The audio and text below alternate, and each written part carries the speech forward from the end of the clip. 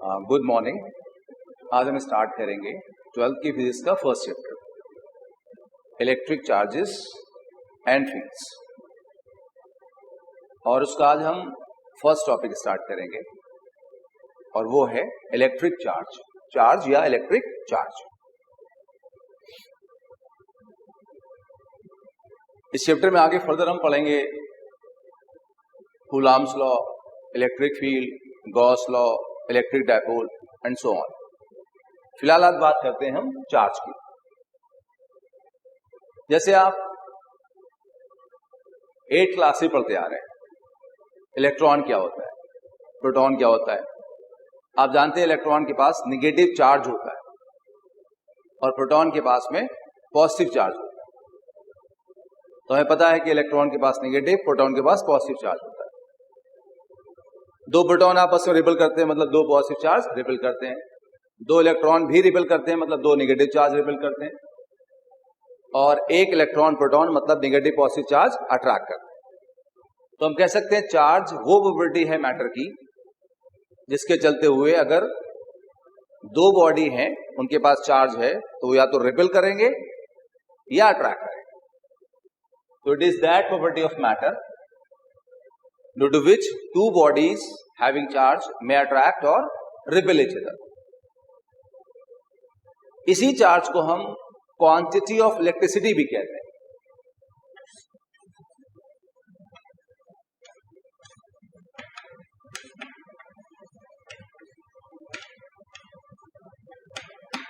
इसी को हम क्वांटिटी ऑफ इलेक्ट्रिसिटी भी कहते हैं।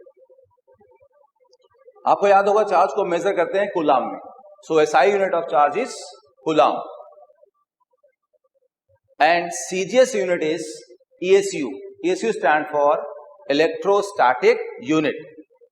उसका एक नाम और भी है, स्टैट कूलाम, और उसी को किसी साइंटिस्ट के नाम पे फ्रैंकलिन भी कहते हैं। कूलाम में और स्टैट कूलाम में एक रिलेशनशिप होता है। 1 कूलाम जो है वो 3 × 10⁹ ESU के बराबर होता है। चार्ज की बेटा कुछ और भी यूनिट है, जैसे एक फैराडे आपने सुना होगा, एंड 1 फैराडे जो है वो 96500 कूलाम के बराबर होता है। एक और यूनिट भी है जिसपे कभी कभी बात होती है, वो है एब्सोल्यूट कूलाम, एफ कूलाम और एब्सोल्यूट कूलाम। और 1 एब्सोल्यूट कूलाम जो है 10 कूलाम के इक्वल होता है। इसी एब्सोल्यूट कूलाम को हम लोग EMU भी कहते हैं, इलेक्ट्रोमैग्नेटिक यूनिट भी कहते हैं। तो हमने समझ लिया चार्ज क्या होता है, यूनिट्स क्या होते हैं। बट अब फर्दर बात करते हैं चार्ज के प्रॉपर्टीज की। अच्छा, प्रॉपर्टीज क्या होता है? जैसे हमारे पास 2 हाथ हैं, अगर 4 हाथ क्यों नहीं है या 10 क्यों नहीं है? हमारे पास कोई बहुत अच्छा लॉजिक है नहीं। हम जानते हैं 2 है सफिशिएंट है। तो जिन चीजों का लॉजिक हमारे पास ना हो उसी को हम प्रॉपर्टी बोल देते हैं ज्यादातर। तो आइए चार्ज के प्रॉपर्टीज की बात करते हैं।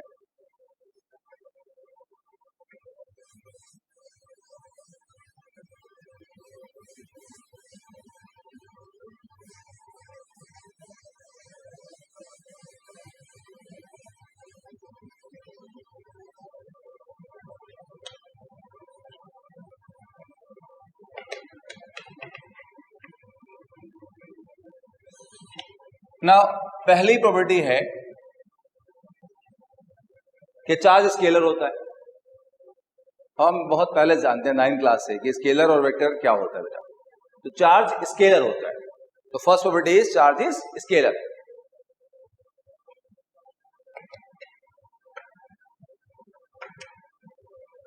सेकंड, हम जानते हैं कि इलेक्ट्रॉन के पास नेगेटिव चार्ज होता है, प्रोटॉन के पास पॉजिटिव चार्ज होता है।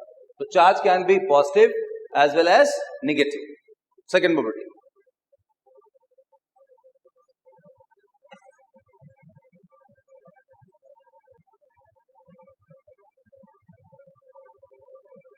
थर्ड प्रॉपर्टी है कि चार्ज कंजर्व होता है। Law of conservation of charge कहता है कि किसी भी आइसोलेटेड बॉडी का चार्ज कंजर्व होता है। जैसे कि ये डस्टर है, सब उसको मैंने पकड़ा हुआ ना होता, ये अकेला होता, तो हम इसको आइसोलेट बोलते हैं, और हमने इसको चार्ज दिया, तो जो इसका चार्ज आज है वो ही कल रहेगा। और यही है law of conservation of charge, कि जो कहता है चार्ज जैसा है वैसे रहे, किसी भी आइसोलेटेड बॉडी का चार्ज कंजर्व रहेगा।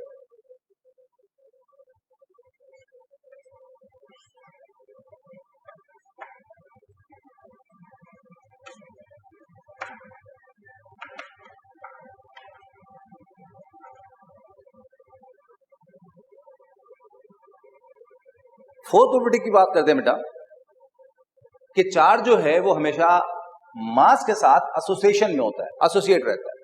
क्या मतलब है? डस्टर है हमारे पास, और हम जान रहे हैं डस्टर के पास मास है। अब इसके पास अगर मास है तो हम इसको चार्ज दे सकते हैं, मतलब किसी भी बॉडी के पास मास है तो हम चार्ज दे सकते हैं। तो चार्ज हमेशा मास के साथ रहेगा, अगर रहेगा तो। अगर इस बॉडी के पास मास नहीं होता तो कभी इसके पास चार्ज भी नहीं होता। जैसे एग्जांपल के तौर पे फोटोन है, फोटोन के पास मास नहीं होता, हम जानते हैं, तो फोटोन के पास चार्ज भी नहीं होता। तो अगर बॉडी है, मास है, तो हम उसको चार्ज दे सकते हैं, लेकिन अगर बॉडी का मास 0 है तो चार्ज देना पॉसिबल नहीं, हम इसको चार्ज नहीं दे सकते। तो चार्ज हमेशा मास के साथ एसोसिएट होता है।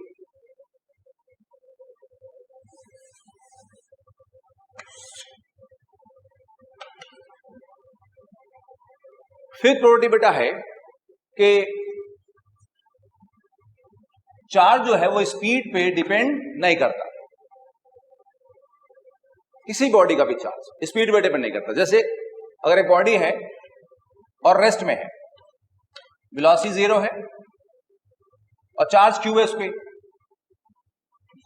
अगर इस बॉडी को वेलोसिटी v से मूव करा दें तो चार्ज q था q रहेगा, उसमें कोई चेंज आने वाला नहीं है।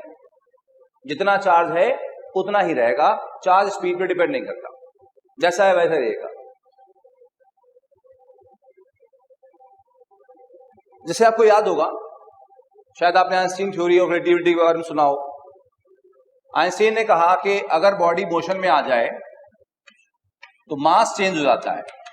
आपको ये फॉर्मूला याद होगा, may be m equal to m0 1 minus v square by C square. m0 rest mass है, ये डस्टर रेस्ट में है, मास m0 है। c वेलोसिटी ऑफ लाइट है, अगर हम डस्टर को v वेलोसिटी से मूव कर दें तो मास m हो जाएगा। तो आप देख रहे हैं कि मास वेलोसिटी पे डिपेंड करता है, लेकिन चार्ज डिपेंड नहीं करता। It is independent of speed. Velocity या स्पीड पे चार्ज डिपेंड नहीं करता, मास डिपेंड करता है। और भी कुछ चीजें डिपेंड करती है स्पीड पे, लेकिन चार्ज डिपेंड नहीं करता।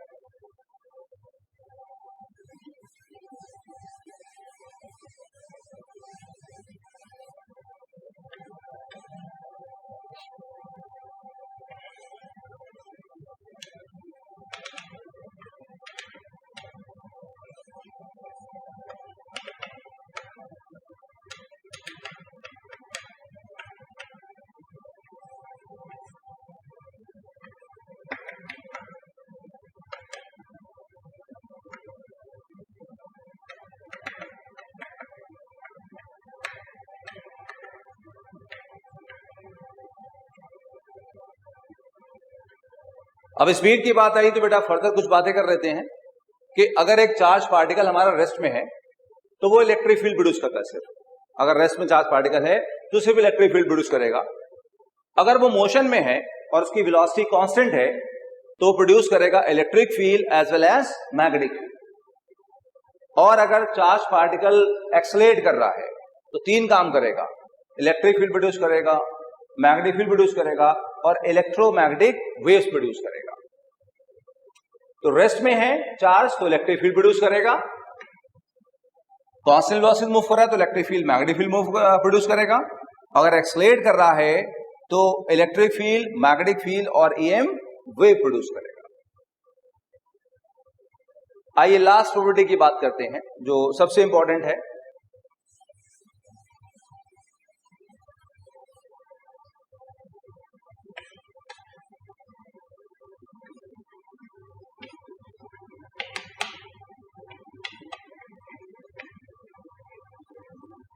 और बात करते हैं quantization of charge. Quantization word quanta से आया बेटा, और अब क्वांटा आपको याद होगा, क्वांटा का मतलब होता है पैकेट या सबसे छोटी वैल्यू। जैसे आपको याद होगा कि लाइट का क्वांटा फोटोन होता है, photon is a packet of energy, और क्वांटा ऑफ एनर्जी, क्वांटा मतलब सबसे छोटी वैल्यू। तो जो चार्ज सबसे छोटा चार्ज होगा उसे हम क्वांटा ऑफ चार्ज बोलते हैं। देखिए, आप जानते हैं कि हम एक बॉडी से दूसरी बॉडी में इलेक्ट्रॉन को ट्रांसफर कर सकते हैं, तो वो सबसे छोटा चार्ज जो ट्रांसफर हो सकता है उसे क्वांटा ऑफ चार्ज कहेंगे, और वो इलेक्ट्रॉनिक चार्ज होता है। और इलेक्ट्रॉनिक चार्ज की वैल्यू होती है 1.6 इंटू 10⁻⁻19 कूलम। आप जानते हैं E इलेक्ट्रॉनिक चार्ज है, वैल्यू बोर्ड पे दे रखी है हमने, और ये निगेटिव में होती है, और प्रोटॉन पे इतना ही पॉजिटिव चार्ज होता है। अब क्वांटाइजेशन समझते हैं। जैसे अगर हम ऑक्सीजन की बात करें, ऑक्सीजन की बात करें, तो आप जानते हैं ऑक्सीजन एटम में 8 प्रोटॉन्स होते हैं और 8 इलेक्ट्रॉन्स होते हैं। 8 प्रोटॉन्स पे प्लस 8 चार्ज होगा, 8 इलेक्ट्रॉन्स पे माइनस 8 चार्ज होगा, नेट चार्ज कितना होगा? 0। इसका मतलब क्या हुआ? ऑक्सीजन एटम न्यूट्रल होगा। और ऑक्सीजन एटम ही नहीं, जितने भी एटम्स हैं ओवरऑल सारे न्यूट्रल होते हैं। और एटम ही नहीं, जितना भी मैटर है, जैसे कि डस्टर है, चौक है, हम आप हैं, सब के सब न्यूट्रल होंगे, क्योंकि प्रोटॉन्स और इलेक्ट्रॉन का नंबर सेम होगा, नेट चार्ज हमेशा कितना होगा? 0।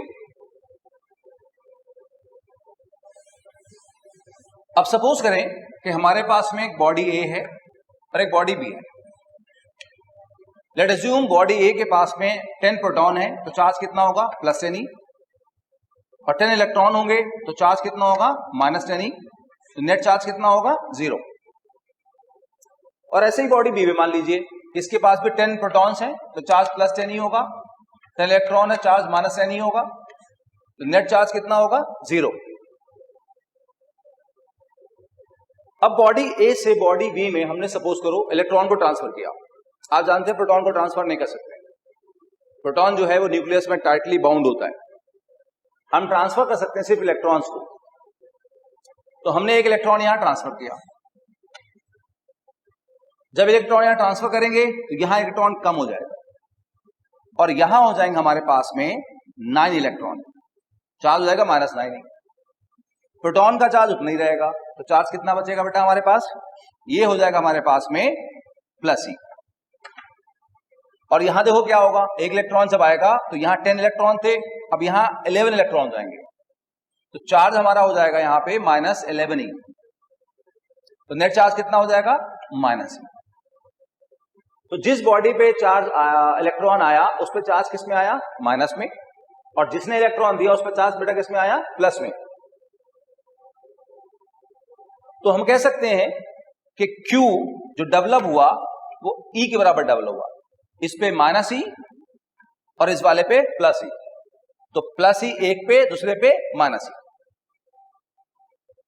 अब उसी तरीके से आप देखिए कि अगर हम यहां पर 2 इलेक्ट्रॉन देते तो इस पे -2E आता, और इस पे कितना आता?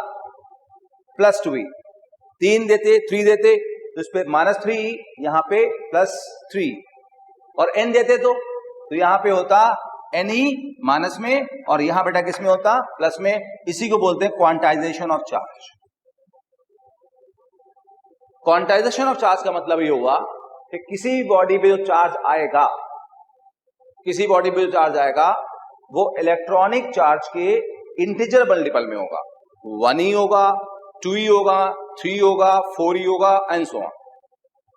5.5E नहीं होगा, 6.5 नहीं होगा, फ्रैक्शन नहीं होगा, वो हमेशा एक इंटीजर मल्टीपल होगा। n is an integer, n की वैल्यू हो सकती है 1, 2, 3 एंड सो ऑन, और एंड सो ऑन बेटा कुछ भी वैल्यू हो सकती है इसकी। तो n आपका एक नंबर है, प्योर नंबर है जो कुछ भी बदल सकता है। तो q हो गया +-Ne। यही हुआ बेटा क्वांटाइजेशन ऑफ चार्ज। आप थोड़ा सा अगर प्रैक्टिकली करना चाहें तो क्लास में स्टूडेंट्स होते हैं, 10 होंगे, 20 होंगे, 100 होंगे, 150 होंगे, कभी 10.5 स्टूडेंट नहीं सुने होंगे आपने। वो एक स्टूडेंट के मल्टीपल में होंगे। तो हमेशा जितनी भी क्वांटिटीज होंगी इस तरह से वो एक बेसिक क्वांटिटी के इंटीजर मल्टीपल में होंगे और उसी को हम क्वांटाइजेशन कहते हैं। ना क्वांटाइजेशन पे कुछ छोटे छोटे बेटा इंपॉर्टेंट पॉइंट्स और फिर कुछ क्वेश्चंस।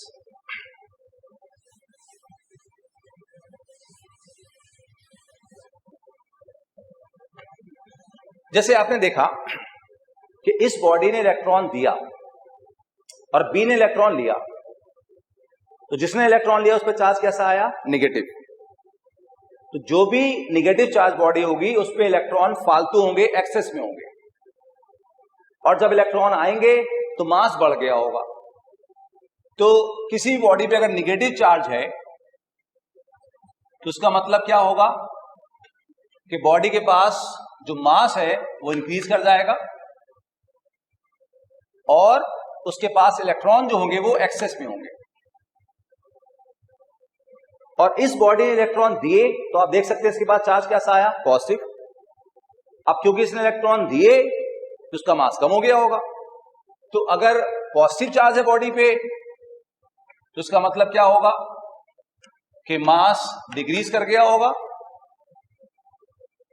और इलेक्ट्रॉन जो होंगे वो डिफिशिएंट होंगे, कम होंगे। बॉडी इलेक्ट्रॉन डिफिशिएंट होगी, बॉडी के अंदर इलेक्ट्रॉन्स की कमी होगी, इलेक्ट्रॉन्स का नंबर कम होगा।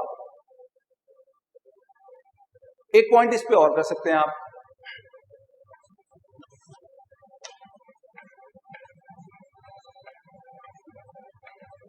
जैसे आपने वर्ड सुना ही है माइक्रोस्कोपिक,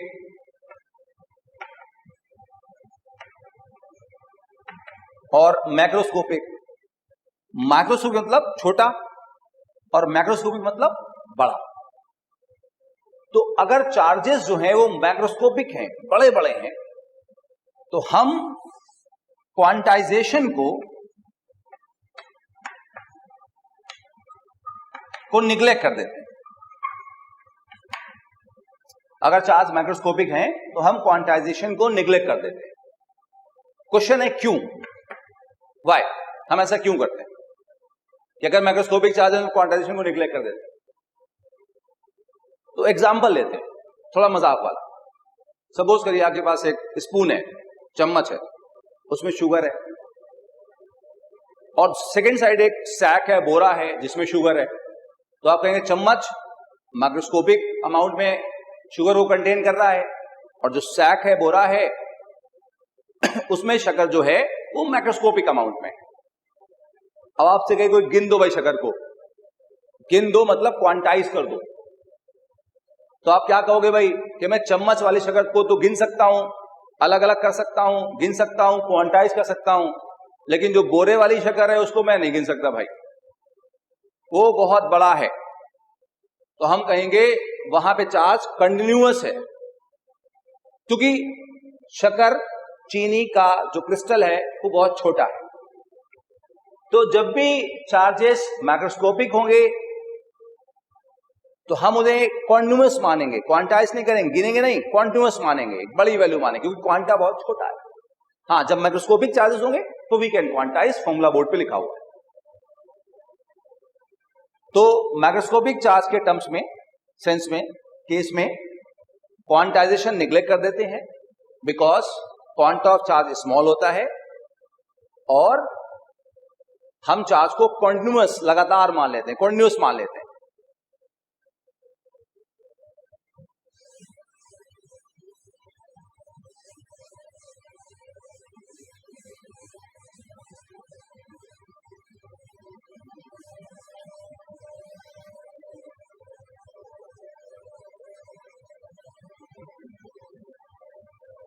आइए कुछ क्वेश्चन लें बेटा, बहुत छोटे छोटे क्वेश्चन, 1 मार्क वाले। पहला क्वेश्चन है कि अगर हमारे पास में 1 मोल ऑफ इलेक्ट्रॉन है तो उस पर चार्ज कितना होगा? हमें फाइंड करना है charge contain by 1 mole of electron. तो बहुत आसान है, हमने देखा formula Q equal to Ne plus minus Ne, plus minus हम बाद में लगा लेंगे।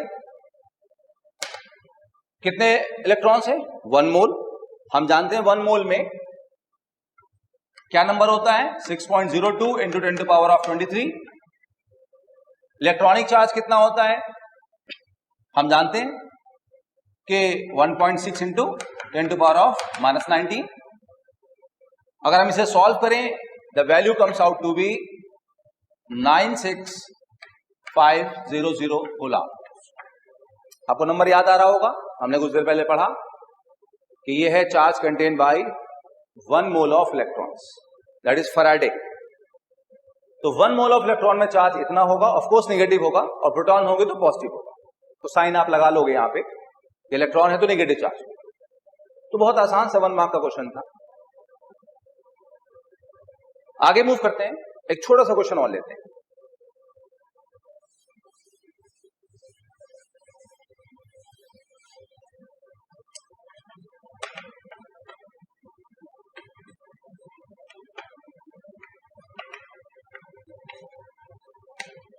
हमारे पास में 1 kg ऑफ वाटर है और हमें बताना है इसमें कितना निगेटिव चार्ज होगा और फिर कितना पॉजिटिव चार्ज होगा और फिर कितना नेट चार्ज होगा। तो हमें 1 kg ऑफ वाटर का चार्ज बताना है, निगेटिव, पॉजिटिव और नेट वाला। तो कैसे करेंगे बेटा? देखो यहां पे हमारे पास चार्ज का फॉर्मूला है Q इक्वल टू Ne। तो N क्या होगा यहां पे? Number of electrons.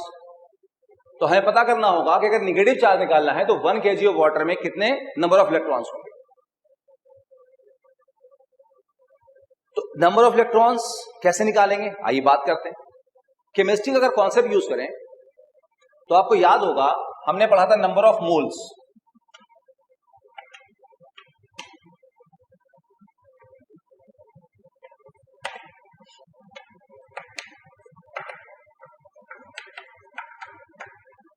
Number of moles होता है मास बाय मोलर मास, और नंबर ऑफ मॉलिक्यूल्स, एटम्स वगैरह जो भी कह लो आप, अपॉन एवोगाड्रो नंबर।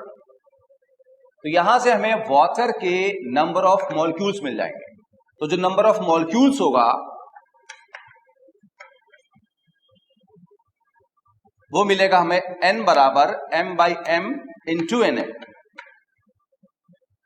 अब इस नंबर ऑफ मॉलिक्यूल से हम निकालेंगे नंबर ऑफ इलेक्ट्रॉन्स। देखिए आप जानते हैं कि वाटर H2O है, हाइड्रोजन में 1 इलेक्ट्रॉन होता है, 2 हाइड्रोजन है तो इंटू 2, और ऑक्सीजन में 8 इलेक्ट्रॉन्स होते हैं, आपको याद होगा। तो टोटल इलेक्ट्रॉन्स कितने हो जाएंगे बेटा? 10।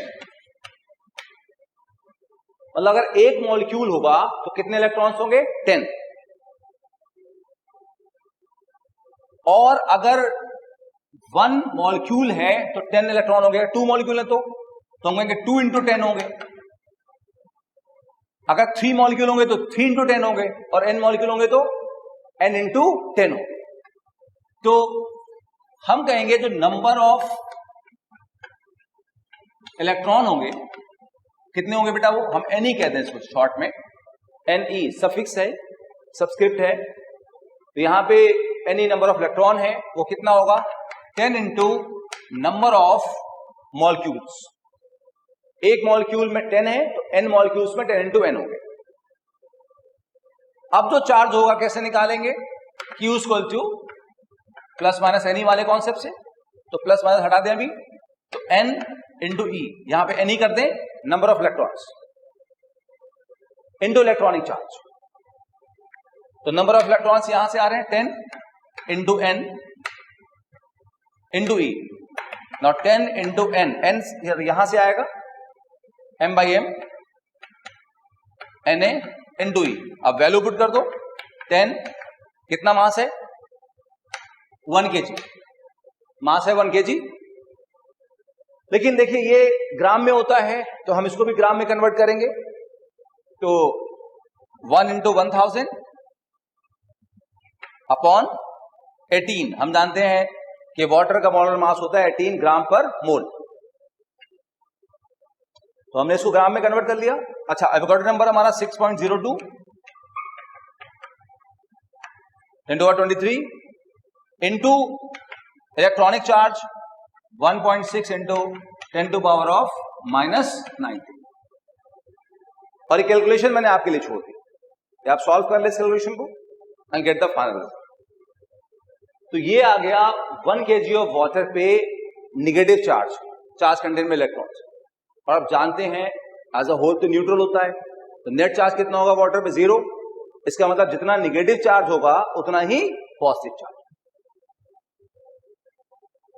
तो बेटा इसी के साथ हम लोगों ने चार्ज की जो बेसिक प्रॉपर्टीज हैं वो खत्म कर ली।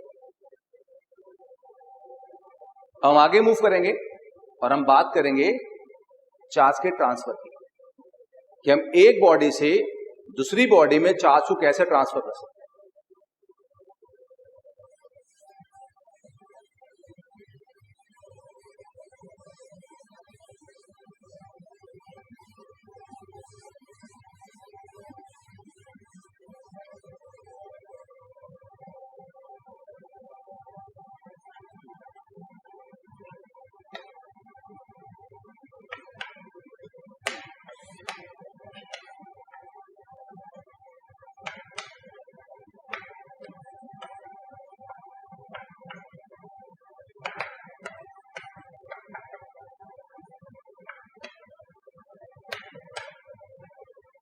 चार्ज को बेटा वन बॉडी से सेकेंड बॉडी में हम थ्री वेज में ट्रांसफर कर सकते हैं, और वो पहला तरीका है कंडक्शन का, दूसरा है फ्रिक्शन का, और तीसरा है इंडक्शन का।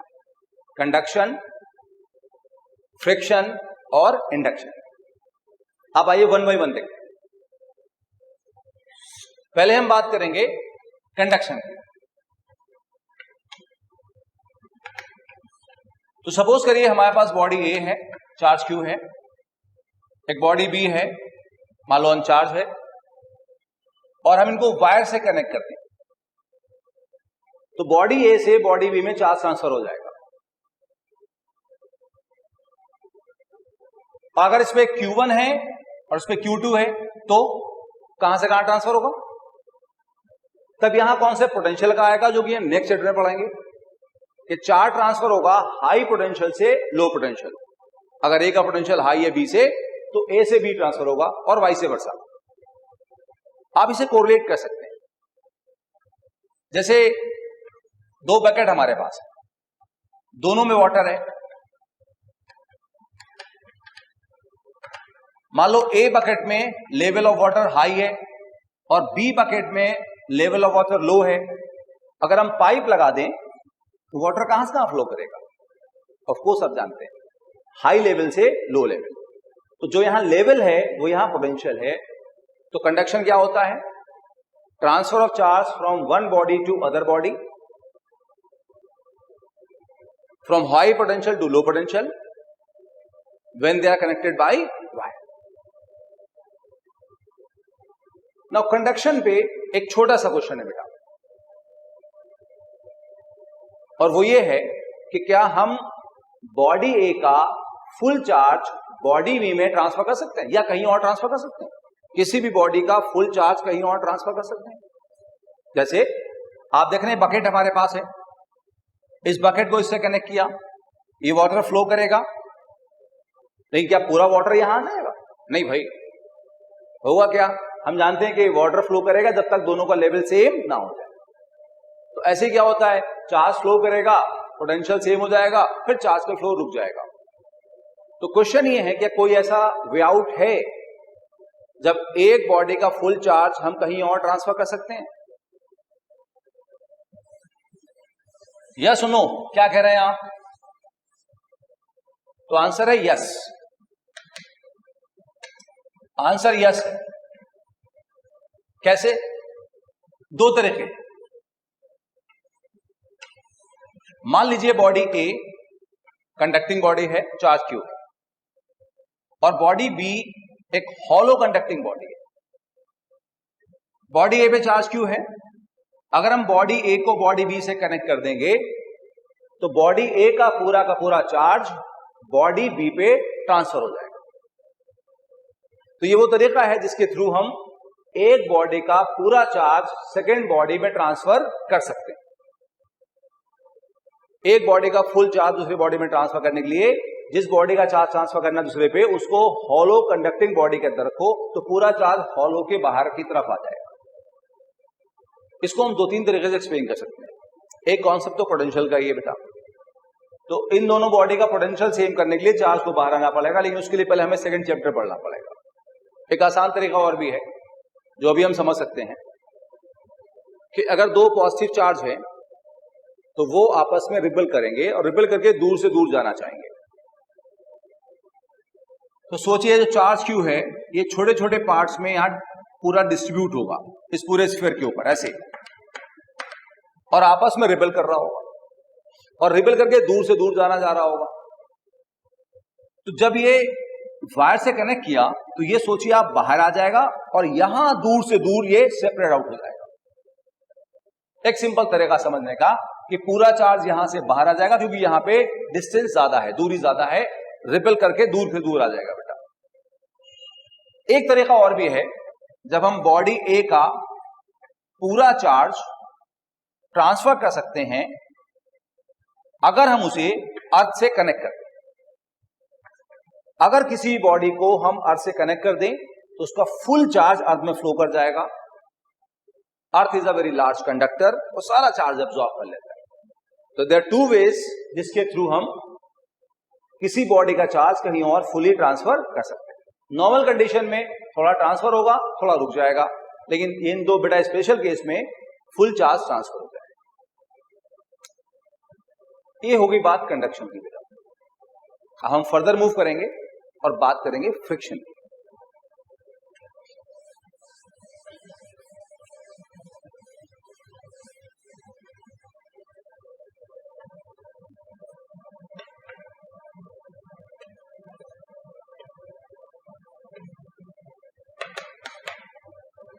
जैसे रियल लाइफ अगर आप एग्जांपल लें बेटा तो आपने देखा होगा कि जब हम सर्दियों में कई बार जो वुलन स्वेटर है उसे उतारते हैं तो लगता है उसमें स्पार्क्स हो रहे होते हैं,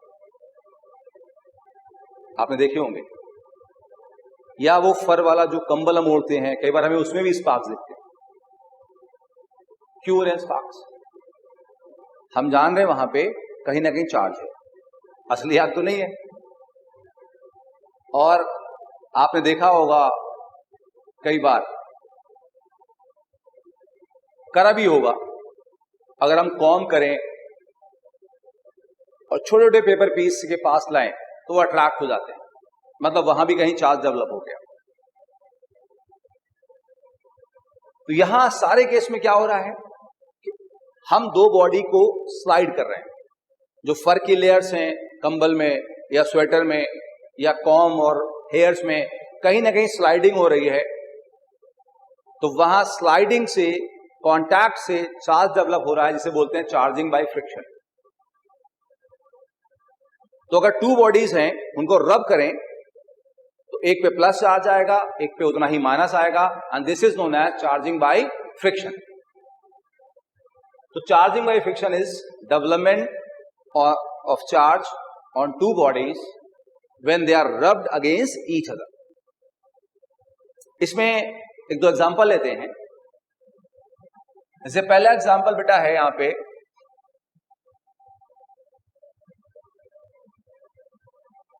ग्लास और सिल्क का।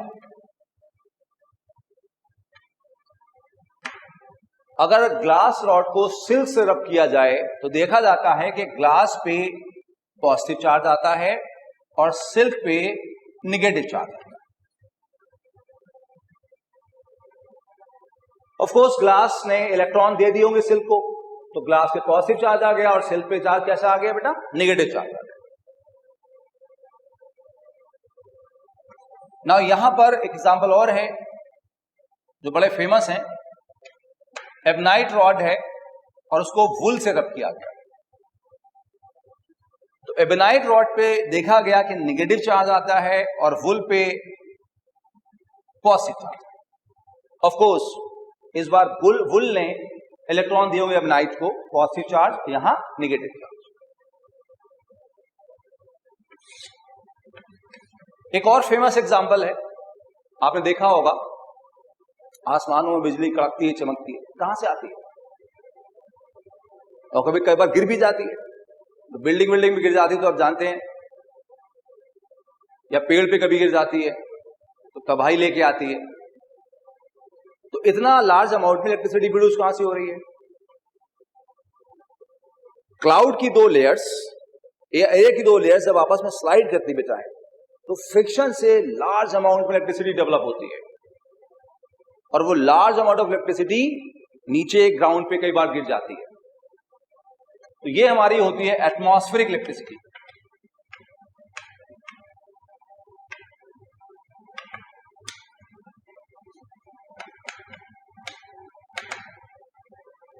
और आप जानते होंगे, आपने देखा भी होगा कि बिल्डिंग के टॉप पे कंडक्टर लगा देते हैं, त्रिशूल जैसा आपने देखा होगा, तो बिल्डिंग के टॉप पे लगा देते हैं। क्यों लगा देते हैं? कि अगर कहीं बिल्डिंग के ऊपर वो इलेक्ट्रिसिटी फॉल कर जाए, गिर जाए, तो उस कंडक्टर के थ्रू पूरी की पूरी इलेक्ट्रिसिटी बेटा ग्राउंड में चली जाती है, तो वो पूरी बिल्डिंग को सेव रखता है। तो कंडक्टर्स जो प्लेस करते हैं बिल्डिंग पे, they are used to save the building from atmospheric electricity. ये तो बेटा बात होगी कुछ फ्रिक्शन की, चार्जिंग बाय फ्रिक्शन की। अब इसके हम लास्ट टॉपिक की बात करते हैं, चार्जिंग बाय इंडक्शन।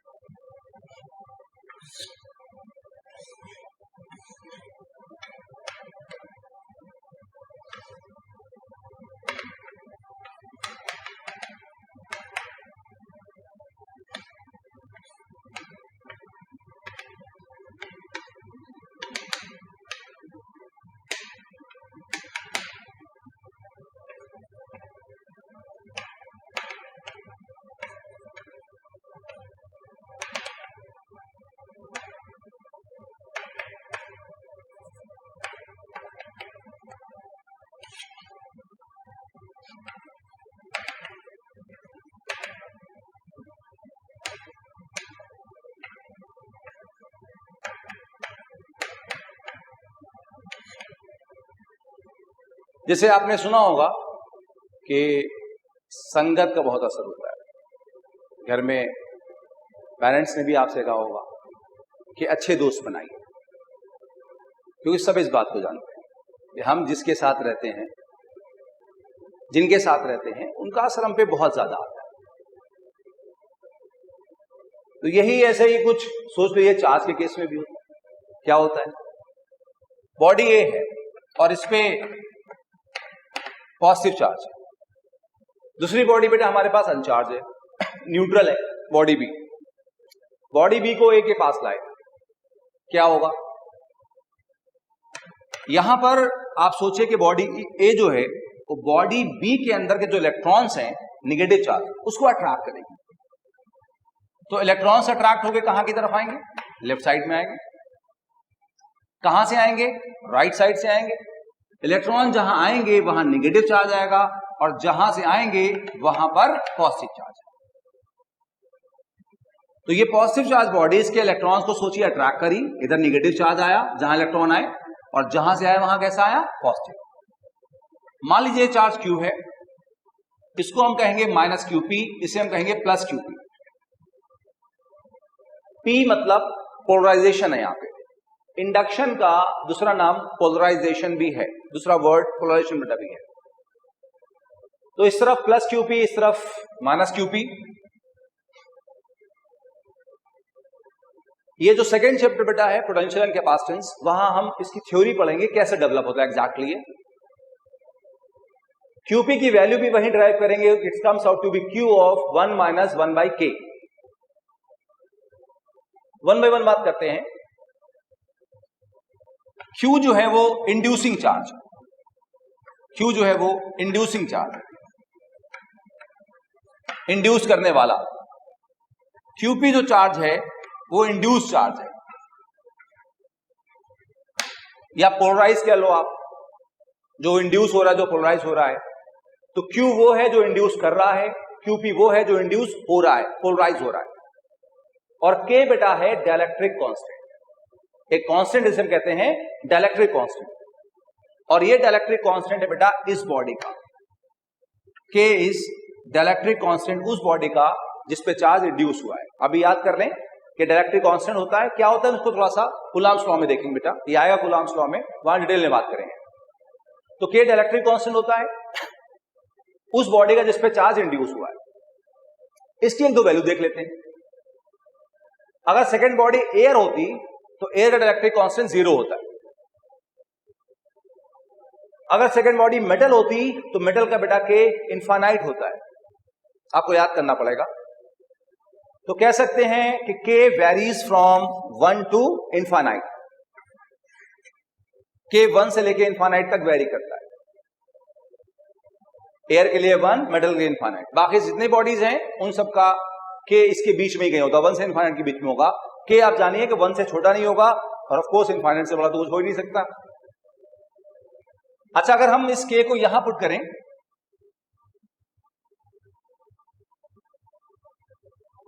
सॉरी मैंने मिस्टेक कर दी, K एयर बेटा इज 1, मैंने 1 लिखा, थोड़ा मिस्टेक होगी बेटा। तो K air is 1, K air is 1, तो K 1 से इनफाइनाइट वेरी करता है। K air is 1, not 0, K air is 1, तो 1 से इनफाइनाइट वेरी करता है। चलिए हम पुट करते हैं वैल्यू, K की वैल्यू 1 यहां पुट करेंगे बेटा, तो 1 by 1 1, 1 minus 1 0, तो QP कितना हो जाएगा 0। कोई चार्ज इंड्यूस नहीं होगा एयर पर। अगर एयर है K 1 होगा तो यहां पुट करेंगे 1 by 1 1, 1 minus 1 0, तो कोई चार्ज इंड्यूस नहीं होगा। अच्छा, अगर सेकेंड बॉडी मेटल है, सेकेंड बॉडी मेटल है, मेटल का कितना होता है इनफाइनाइट, आप इनफाइनाइट यहां पुट करेंगे, 1 by इनफाइनाइट कितना होगा 0, 1 by इनफाइनाइट इज 0, ये 0 हो गया, तो QP कितना हो गया Q, ऑफ कोर्स इस तरफ माइनस Q, इस तरफ प्लस Q। तो देख सकते हैं कि चार्ज की मिनिमम वैल्यू कितना इंड्यूस हुई 0, मैक्सिमम कितने हुई Q, तो QP की वैल्यू 0 से लेकर Q तक वेरी करेगी। K की वैल्यू 1 से इनफाइनाइट, मैं फिर से कह रहा हूं एयर का K 1 होता है बेटा, 0 नहीं होता, तो 1 से इनफाइनाइट K वेरी करता है।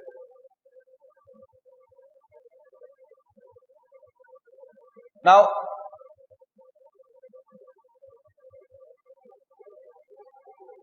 एक छोटा सा क्वेश्चन की बात करते हैं इंडक्शन में, जो आपको 1 से 2 मार्क में आएगा।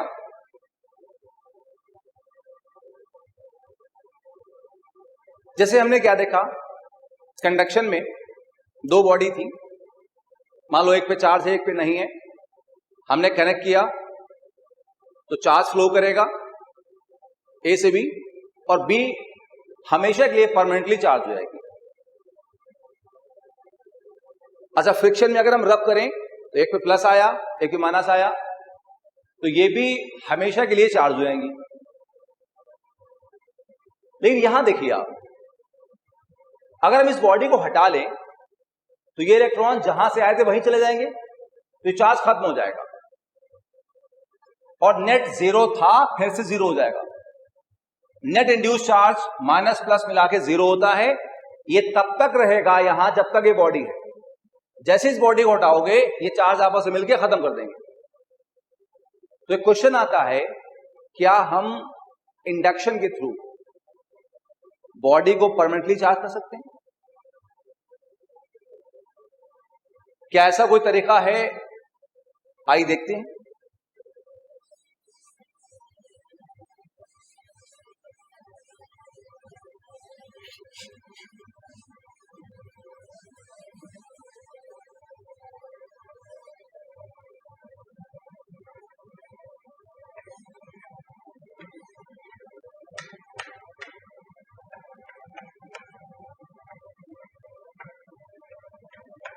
तो हम बात कर रहे हैं कि क्या हम दो बॉडीज को, किसी एक बॉडी को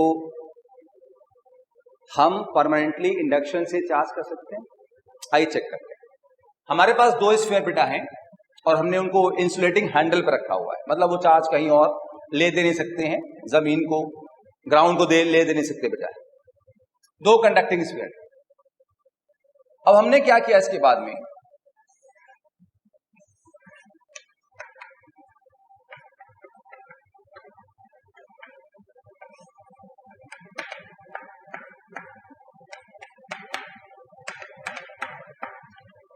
दोनों स्फीयर को कंबाइन कर दिया, ज्वाइन कर दिया, मेटल पार्ट टच कर दिया और बगल में एक रॉड ले आए, सपोज पॉजिटिव चार्ज रॉड ले आए। अब होगा क्या, दोनों sphere will behave like a single body, ये एक सिंगल बॉडी की तरह बिहेव करेंगे। और रॉड पे चार्ज कैसा है, पॉजिटिव। सोचिए इलेक्ट्रॉन को अपनी तरफ खींच लेगा, तो जहां इलेक्ट्रॉन आएंगे वहां चार्ज कैसा आएगा, नेगेटिव। अदर साइड पे कैसा आएगा, पॉजिटिव चार्ज आएगा। अब उसके बाद देखिए क्या करते हैं,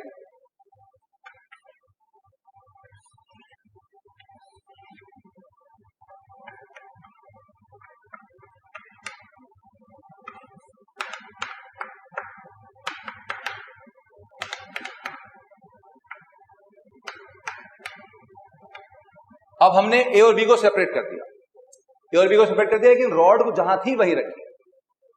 तो अभी भी इलेक्ट्रॉन इधर रहेंगे, सोचिए नेगेटिव चार्ज रहेगा, उधर कैसा बेटा चार्ज था, पॉजिटिव, क्योंकि वहां से इलेक्ट्रॉन यहां गए थे। अब इसके बाद में हम रॉड को हटा देंगे, क्या होगा,